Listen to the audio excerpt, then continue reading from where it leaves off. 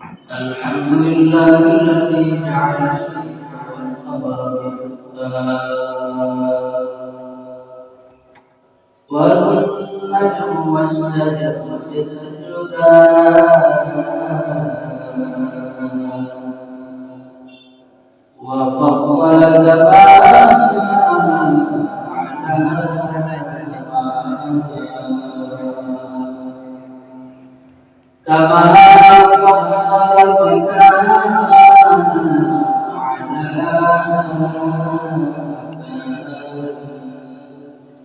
ونشهد أن لا إله إلا الله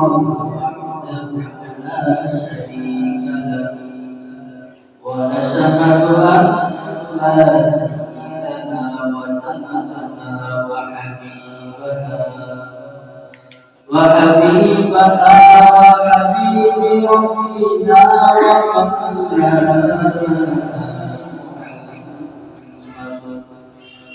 الذي بعثه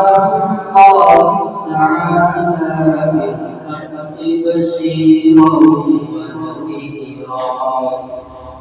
وداعيا إلى الله بإذنه وسراجا منيرا أما بعد فأعوذ بالله من الشيطان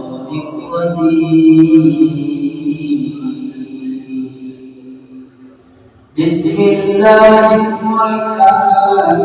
الرحيم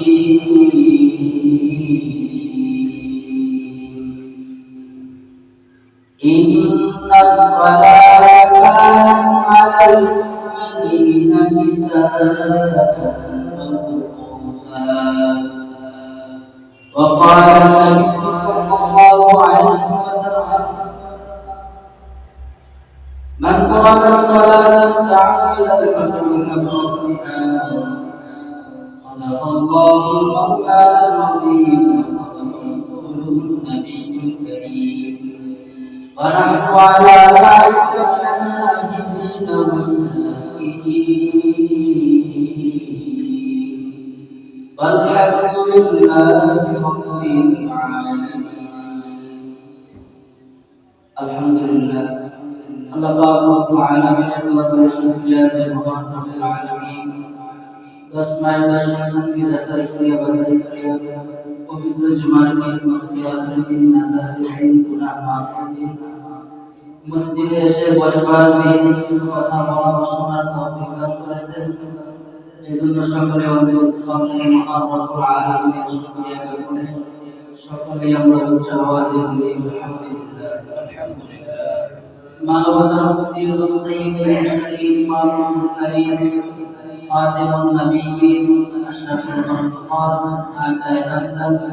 Medina তাজদার Muhammad Mustafa সাল্লাল্লাহু আলাইহি ওয়াসাল্লামের উপরে সকলে অত্যন্ত ভক্তির সাথে মহব্বতের সাথে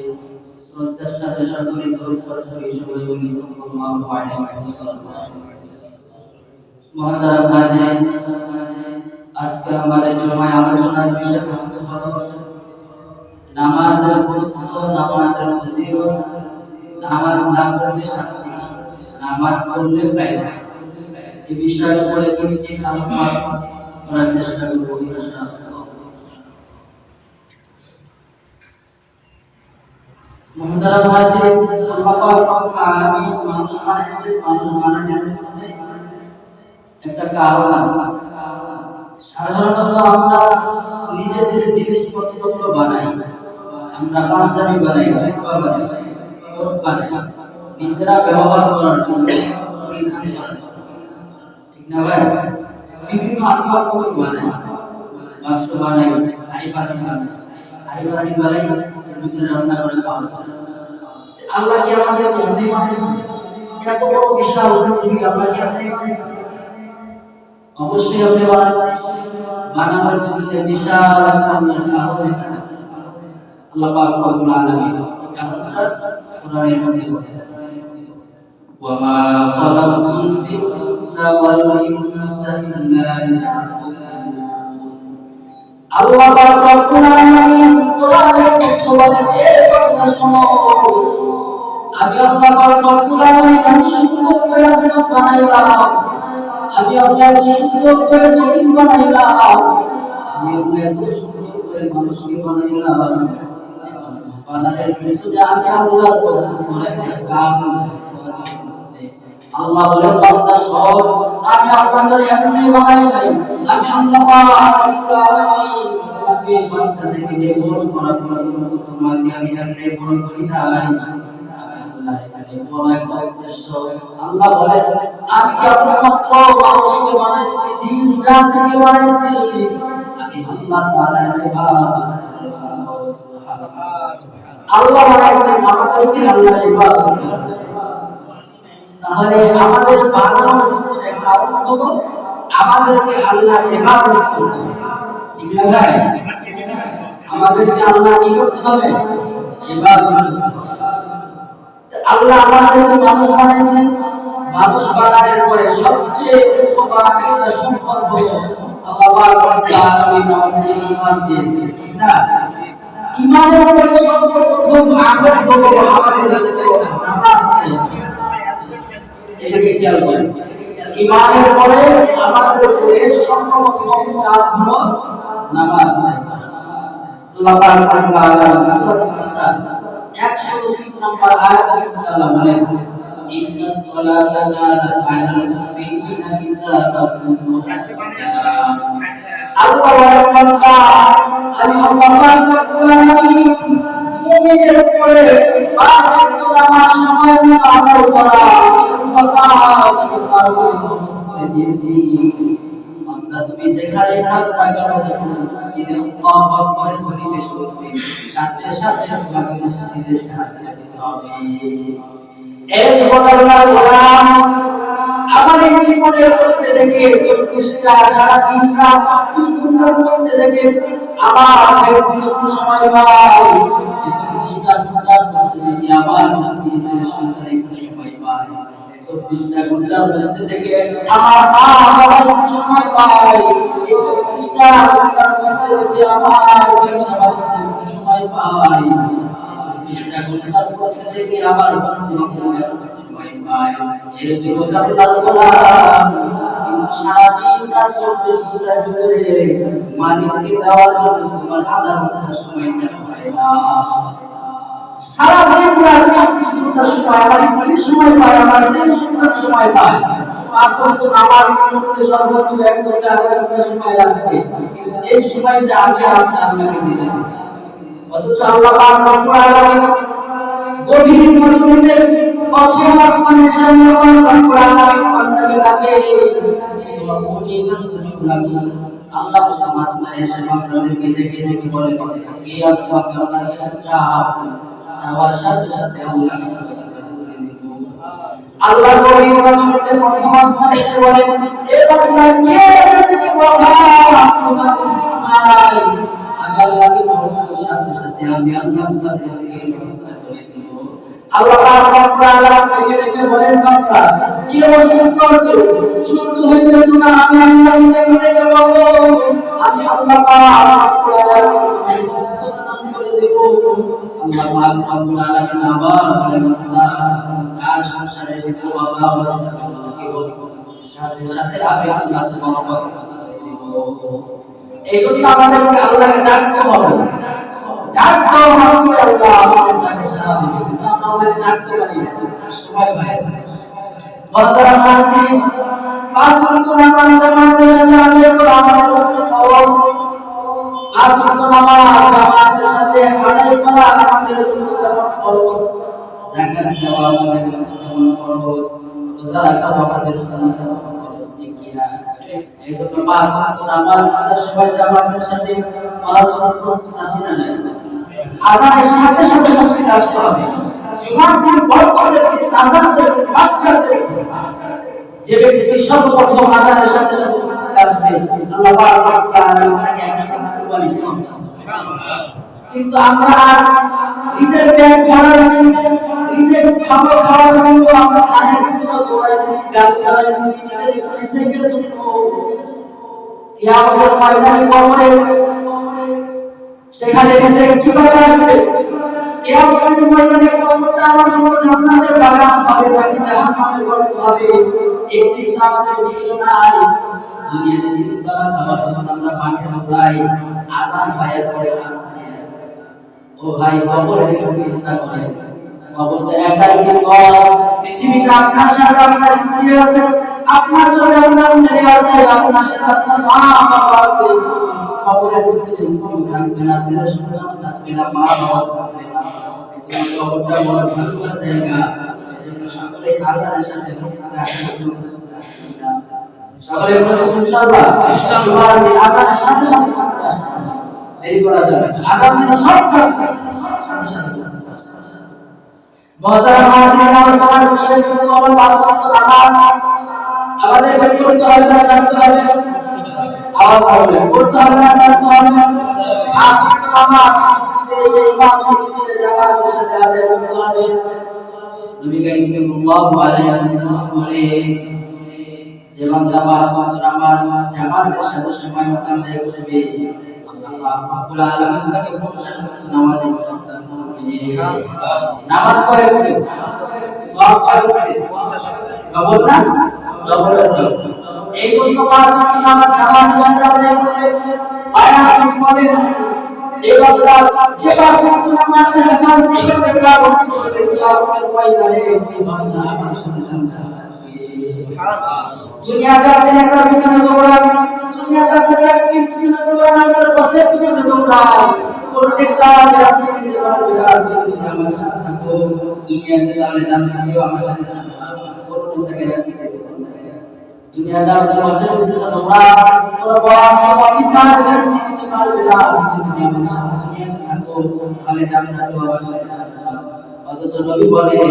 পাঁচ ওয়াক্ত নামাজ যদি জামাতের সাথে পড়ো, কিয়ামতের ময়দানে তুমি আমার সাথে জান্নাতে থাকবে। আল্লাহ রব্বুল আলামিন নামাজের উপকারিতা সম্পর্কে কোরআনের মধ্যে আল্লাহ তাআলা বলেন, সূরা আন-নামলের 45 নম্বর আয়াতে আল্লাহ বলেন, ইন্নাস সালাতা তানহা আনিল ফাহশাই ওয়াল মুনকার। আল্লাহ বলেন, হে বান্দা, নামাজ আদায় করো। নামাজ আদায় করার কারণে তোমার জীবন থেকে সকল পাপ, ফাহিশা এবং মুনকার কাজ তোমার থেকে দূর হয়ে যাবে।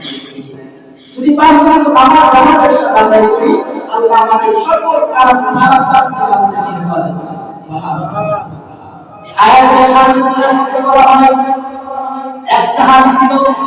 পাঁচ ওয়াক্ত নামাজ জামাতের সাথে আদায় করতেন, আবার গুনাহ কাজ করতেন না। পাঁচ ওয়াক্ত নামাজ জামাতের সাথে আদায় করতেন, মাঝে মাঝে কবিরা গুনাহ করতেন।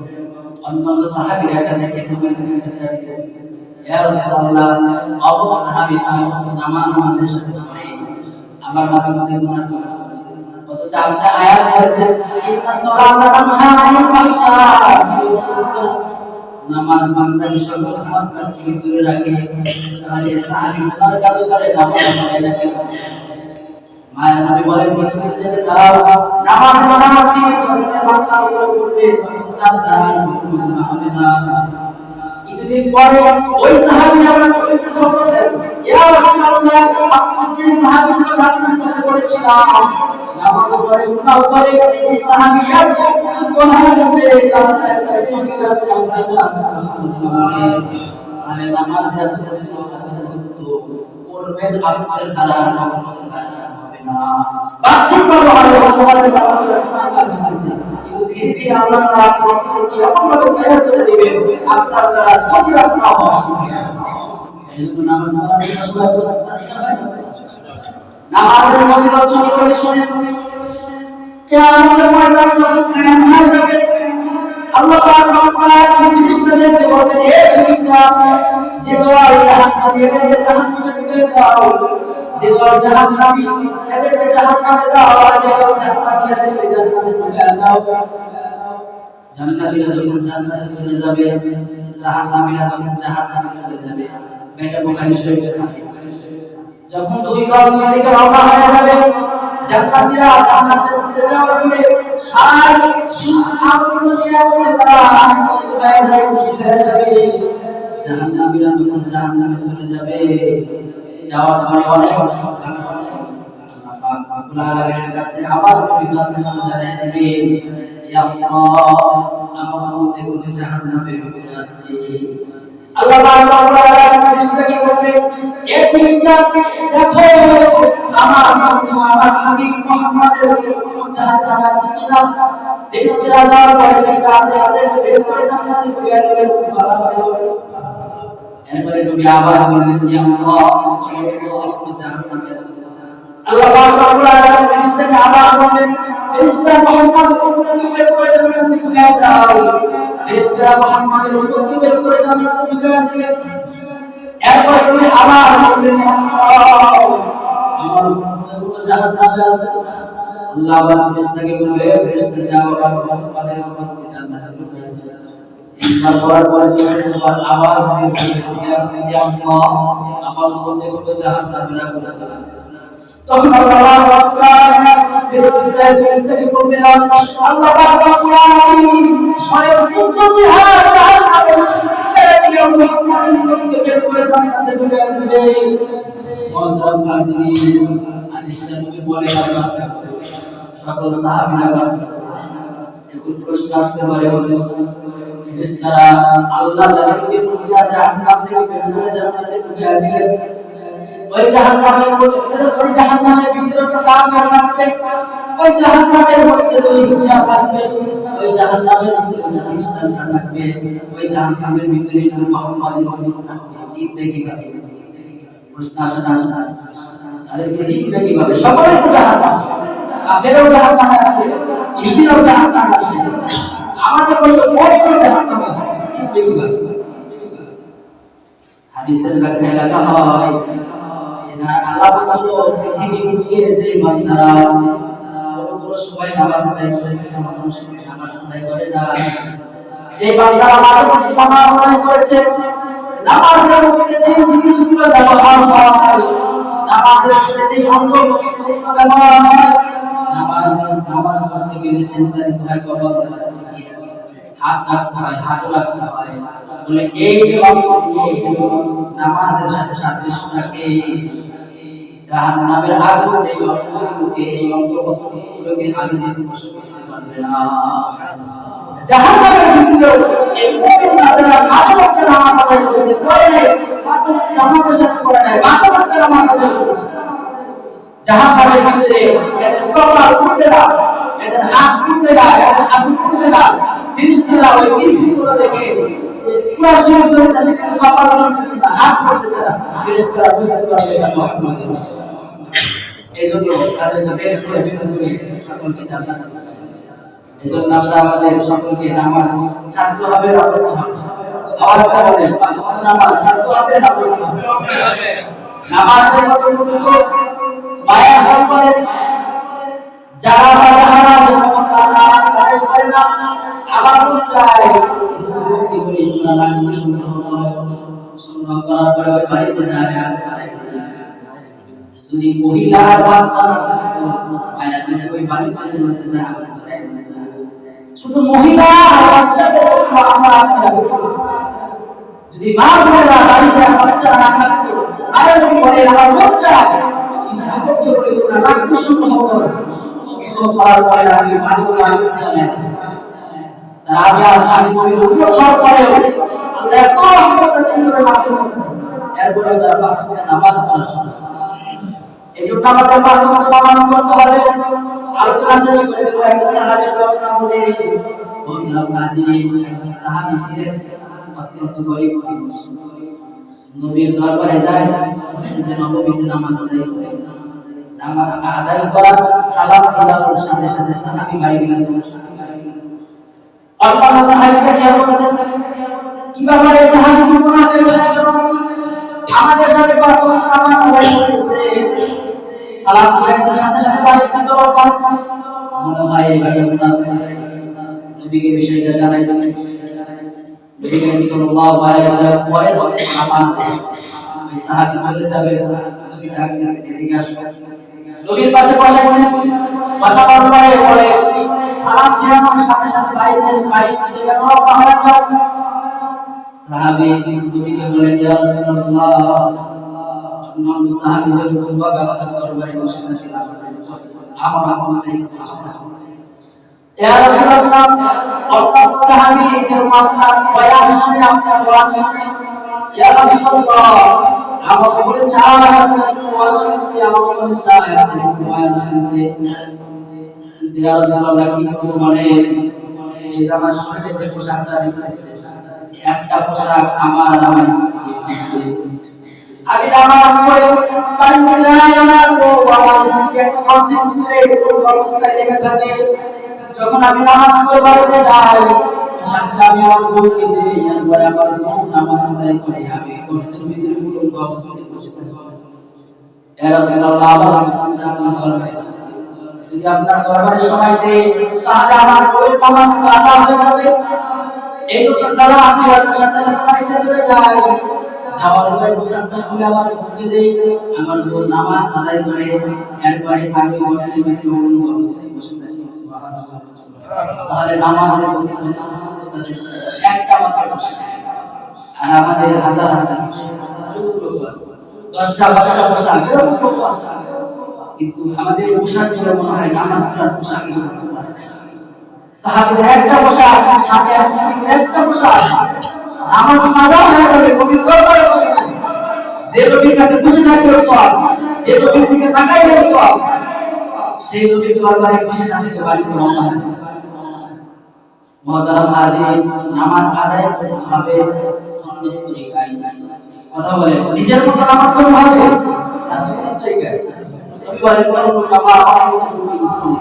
আমি নবীকে যেভাবে নামাজ পড়তে দেখেছি ওইভাবে নামাজ নবী নাই সাহাবীরাও নাই আমিও নাই তাদের তাবিঈনও নাই আরে এই জামানার হক্কানি আলেম যারা আছে এই জামানার বুজুর্গ যারা আছে এদের থেকে আপনাদের নামাজের প্রশিক্ষণ নিতে হবে আজ আসেন সবাই কিন্তু আমরা আমাদের বই মার্কা নামাজ এটা বলে শেষ করে দেব কি মার্কা নামাজ বই মার্কা নামাজ ওরা যাবে শুনবে যুবক যারা আছে এরা আসর নামাজ তো পড়ে না আসর নামাজ তো পড়ে না সবে বরাতের রাতে সবে কদরের রাতে যত নামাজ আছে সব একসাথে পড়ে ওইরা সব কাজ আদায় করে আসর নামাজ পড়ার সময় নেই তো ওই নামাজগুলো যে কাজা করে ওই নামাজ পড়া হয় হলো বউ মার্কা নামাজ এবার নামাজ বউ মার্কা নামাজের পিছনে একটা ঘটনা আছে বলে শেষ করে দিই গ্রামে হাজির সাহেব যারা হজ করে আসে এরকম একটা হাদিস পাস করতে যায়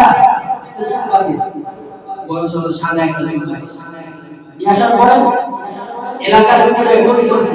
যে কি নামাজ পড়ে না ওকে বের করে ঈদের নামাজ পড়ে না সব নামাজ পড়ে না সন্তান পড়ে এরকম একজন কষ্ট বের করছে এখন পাওয়া গেছে যে ঈদের নামাজ পড়ে না পাঁচ নামাজ পড়ে না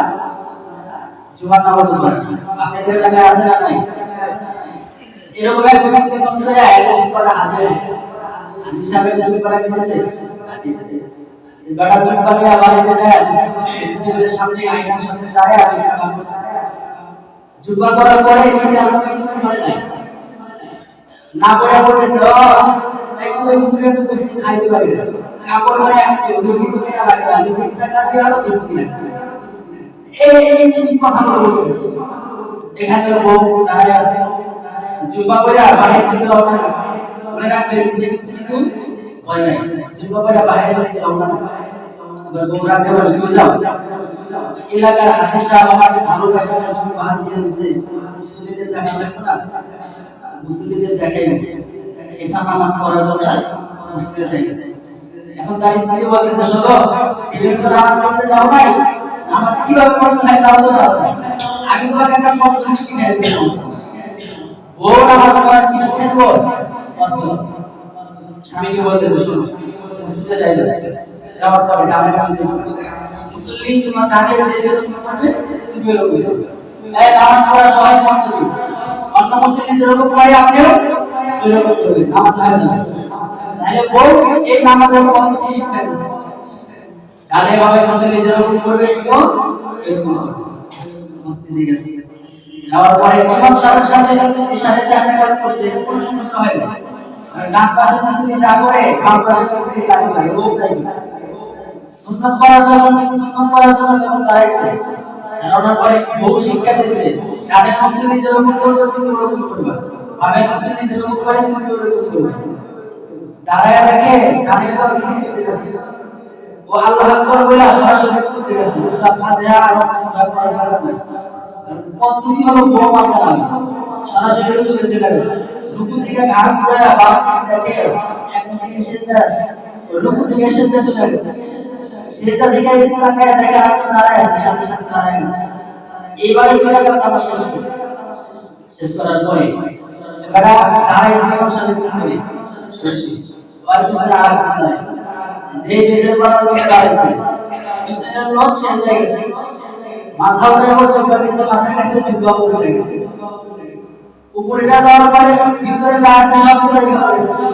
ওই মুসলিমরা আলো গেছে যে আমরা প্রতিদিন নামাজ পড়তে আসি আর একদিন নামাজ পড়তে এসে কিছু কিছু করে এই পিছন থেকে ওই মুসলিম ওই জুব্বাটা মারছে পিছন থেকে লাগছে এখন ও বলে দিছে মুসলিমরা যাতা করবে তুমি তাই করবে ওই বেটা যে সবাই পিছনে আবার পিছনে রাখতে আছে তো মনে করছে এটা নামাজ না কষ্ট ইমাম সাহেব লাঠি মারার সাথে টাকা নিয়েছে এটা হলো বড় বোমা নামাজ এবার নামাজ এই জীবন ভাই এই নামাজ পড়লে কি হবে না কবুল হবে না নামাজ পড়তে হবে কোনো সুন্নাত তরিকায় নামাজ পড়তে হবে যেমন ওলামায়ে কেরাম শিখেছেন আল্লাহ পাক রব্বুল আলামিন আলোচনা করব বুঝে আমল করার তৌফিক দান করুন যারা সুন্নাত পড়েন আল্লাহ জন্য জান্নাত